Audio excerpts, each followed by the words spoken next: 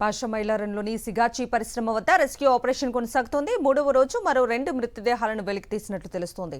ఇటు ఆసుపత్రిలో చికిత్స పొందుతున్న వారిలో పలువురు పరిస్థితి విషమంగా ఉంది.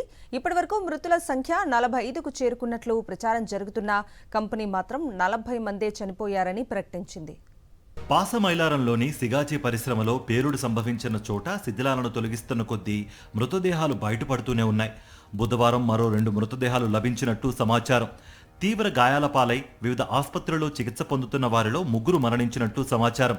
దీంతో మృతుల సంఖ్య 45కు చేరువైనట్లు అనధికారిక అంచనా. సిగాచి పరిశ్రమ యాజమాన్యం మాత్రం 40 మంది చనిపోయారని ప్రకటించింది.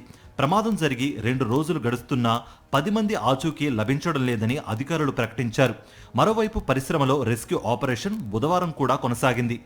డిఆర్ఎఫ్, హైడ్రా బృందాలు శిథిలాలను తొలగిస్తున్నాయి. వర్షం, సాంకేతిక కారణాలతో సహాయక చర్యలకు అంతరాయం కలిగింది. దీంతో శిథిలాల తొలగింపు ప్రక్రియ ఇవాళ కూడా కొనసాగనుంది. శిథిలాల్లో బయటపడిన మృతదేహాలను పటాన్చెరువు ప్రభుత్వ ఆసుపత్రికి తరలించి పోస్టుమార్టం చేస్తున్నారు.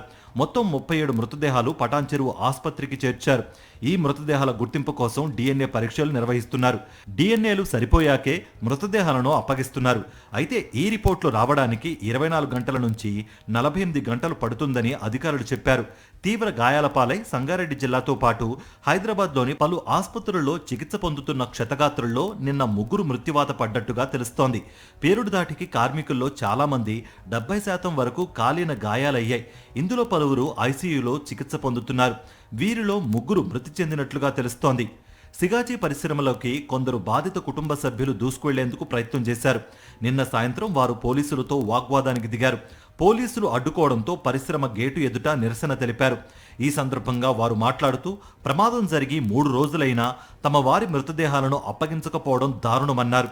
అధికారుల వైఫల్యం కారణంగానే మట్టి దిబ్బల కింద ఎంతో మంది విగత జీవులుగా పడి ఉన్నారని అన్నారు.